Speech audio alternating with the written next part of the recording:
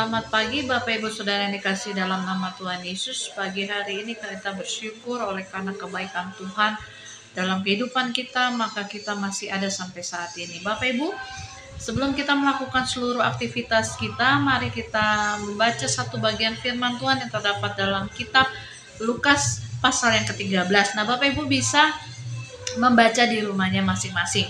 Nah, di Lukas pasal 13 ini membahas beberapa topik penting. Yang pertama ialah orang Galilea yang dibunuh Pilatus. Nah, Yesus mengajarkan bahwa keselamatan sejati tidak datang dari kekuatan politik ataupun militer, tetapi dengan pertobatan dan hubungan dengan Tuhan. Nah, yang kedua ialah menara Siloam yang jatuh.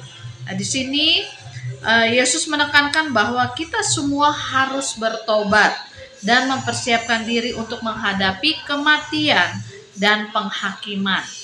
Dan yang ketiga ialah perumpamaan tentang pohon ara yang tidak berbuah.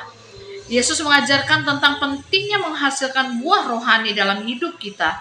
Jika kita tidak menghasilkan buah, kita akan ditebang. Nah, itu 3 poin penting dalam pembahasan kita di Lukas pasal yang ke-13. Nah, dari ketiga poin penting atau pokok bahasan di dalam Lukas pasal yang 13 ini, ada pesan utama yang terkandung di dalamnya. Yang pertama, pentingnya pertobatan dan menghasilkan buah rohani.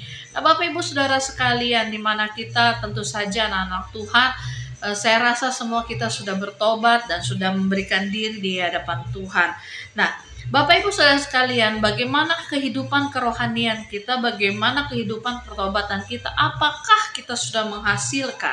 Nah, Bapak Ibu Saudara sekalian, kita tentu tahu tentang perumpamaan pohon ara yang tidak berbuah.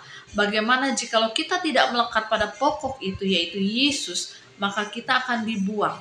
Kita bukan hanya dibuang, tetapi kita dibakar. Nah, Bapak Ibu Saudara sekalian, yang kedua ialah kebutuhan untuk mempersiapkan diri menghadapi kematian dan penghakiman. Nah, kadangkala kita ini takut untuk menghadapi kematian. Tetapi Bapak Ibu yang perlu ketahui bahwa kita semua akan menuju ke sana. Dan tentu saja setelah kematian ada penghakiman. Apa yang sudah kita perbuat dalam kehidupan kita di dunia ini. Dan yang ketiga, Tuhan menginginkan kita untuk hidup dalam hubungan yang dekat dengan yang dekat dengan Dia dan menghasilkan buah. Nah, tadi yang saya bilang, bagaimana kalau hidup kita melekat pada pokok yaitu Yesus itu sendiri, maka kita akan berbuat lebat. Tetapi jikalau kita menjauh dari pokok pohon itu yang notabene di sini adalah Yesus, maka hancurlah kehidupan kita, kering kita akan dibuang. Nah, Bapak Ibu Saudara sekalian, penerapan dalam kehidupan kita sehari-hari dalam Lukas pasal yang ke-13 ini ialah meningkatkan kesadaran dan kebutuhan untuk bertobat dan menghasilkan buah. Seringkali dalam kehidupan manusia istilahnya tobat, kumat. Nah, bagaimana kita betul-betul menyadari bahwa pertobatan itu adalah kebutuhan kita, ya, sehingga kita dapat menghasilkan buah rohani. Yang berikutnya ialah mempersiapkan diri untuk menghadapi kematian dan penghakiman dalam hidup kesetiaan kepada Tuhan.